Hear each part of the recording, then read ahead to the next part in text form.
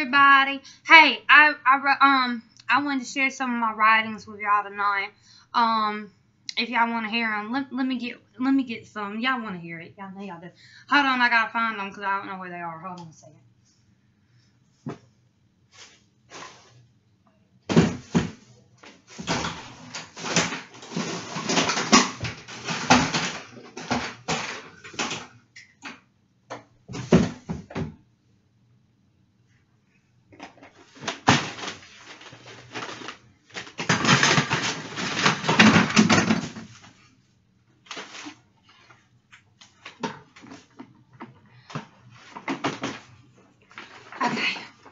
Okay, I found it.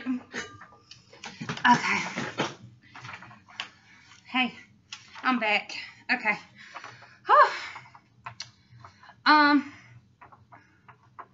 Me and Jesus, the something in the water.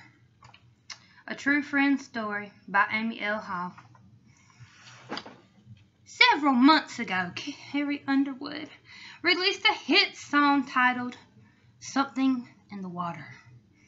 This song certainly inspired a lot of people, especially fans of Carrie Underwood, including myself.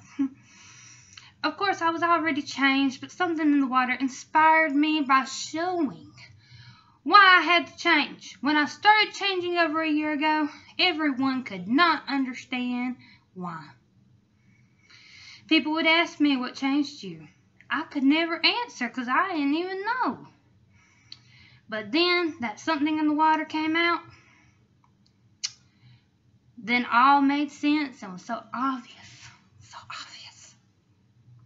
And so clear that it was Jesus that changed me.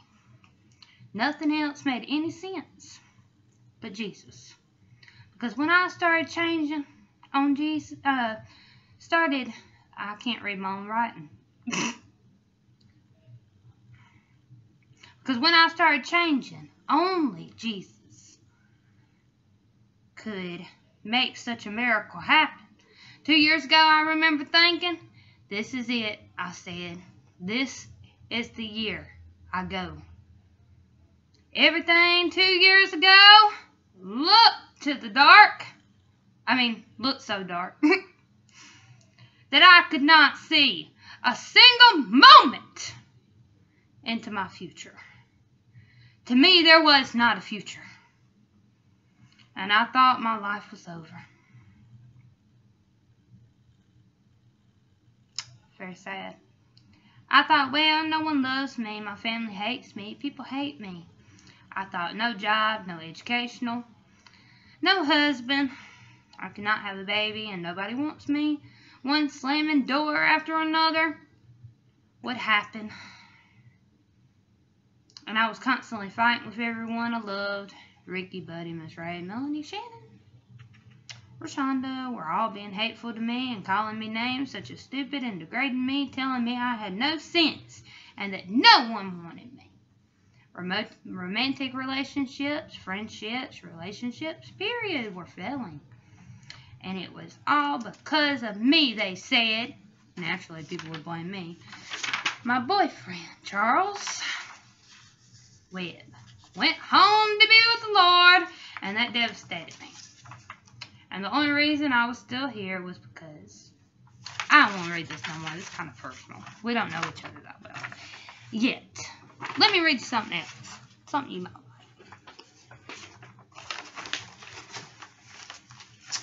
Let's see.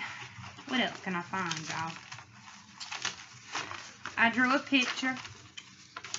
If you can see it. See, that's the picture I drew.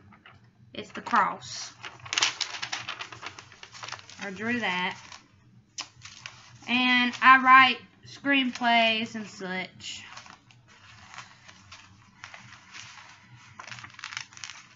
And I need to type up some of my sermons that I got from my journal.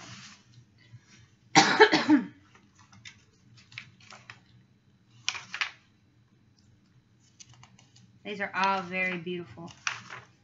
Work this out. Little toy guns always with you. Hey, I saw a movie not long ago. It was called Swan Princess, a royal family, or something like that. And I love Swan Princess, but not that much. But anyway, I look awful on this camera. But anyway, I'm sorry, y'all. But anyway, so I said I got to thinking about it. And it's Always With You sermon. This is what this is titled, by Amy L. Hall. The lyrics to the song go, dry your eyes, everything's alright. I am here to hold you, I won't let you go. Lay your head, let me call your fears. You are safe forever, I'll always be here. I know this pain, like deep in your heart, you feel like you're lost all alone. But just when it seems it's hard to believe, the promise of love leads you home. When the rain falls, lift up your eyes, there's a rainbow just standing by. And all colors will light up the sky, bringing hope to your heart, guide your way through the dark, where you will find me, always with you. Close your eyes, let your dreams take flight, touch the sky and wish on this new star tonight. Where fairy tales have wings, love will set you free, you and I together, all the wonders we will see. And the whole world can know where the road we had to go. You don't have to walk in alone. And then it goes to the chorus. Again, you know. Anyway, those were the lyrics. And number one, don't you love the lyrics? The lyrics are good, aren't they? They are so moving. And, you know, I knew this girl, and she lost her daughter, you know, miscarriage, and she was a girl. And, she told me she felt a little worried. And she said she was worried because she wondered if her baby, you know, if her baby was upset because the baby wondered where her mommy was. And she said she had nightmares about her little girl waking up and crying because she didn't have her mommy. And she said, to be honest, it breaks her heart. It breaks my heart because that's sad. And she wanted so much to be there for her little girl and for her to be with her. And she had dreamed of holding her in her arms and then someone taking her away from her. That's traumatic. And she said she could imagine what she was doing in heaven, and she realized that she was, you know, not taken, but, you know, given to her daddy, because her daddy died before, you know, the girl had a miscarriage. Not the girl's daddy, but the baby's daddy. And he had died before she had the miscarriage, and he never knew about the baby. And, you know, the baby, you know, had to go, you know, live in heaven, you know, so she could be with her daddy.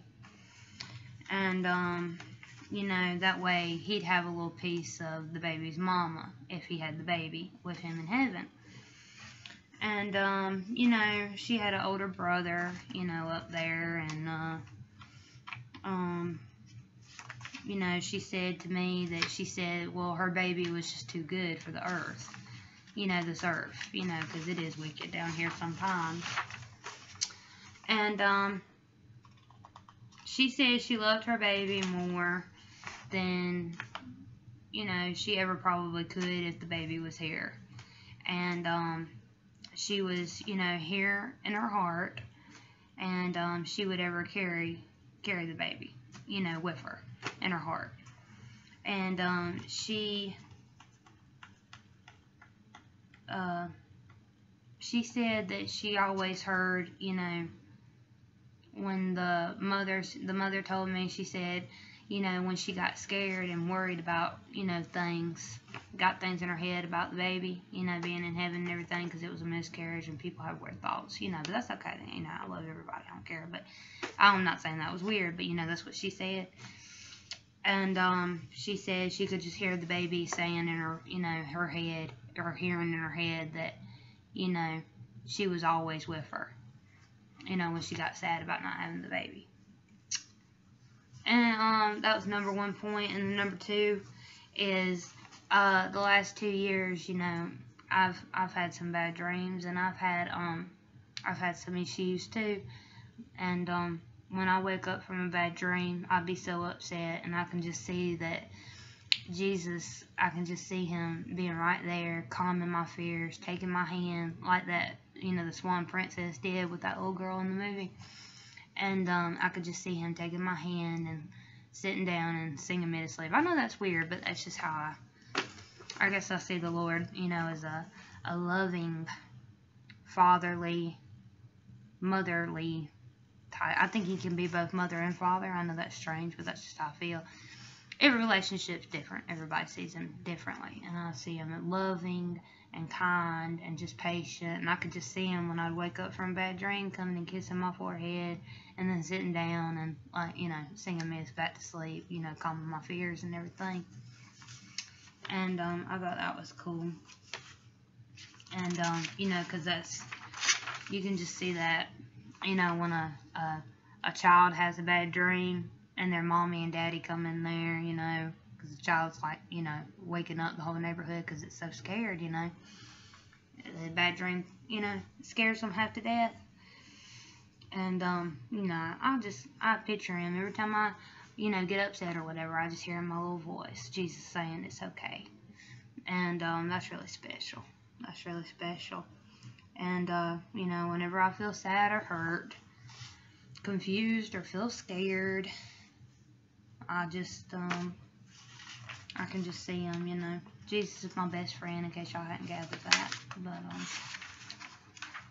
he helps me feel safe and feel loved, and he guides me. He doesn't judge me. And, if he does in a loving way. And, I'm glad I turned back to him, because I finally found where I belong, and that's to Jesus. Y'all have a good night. Love y'all. Bye.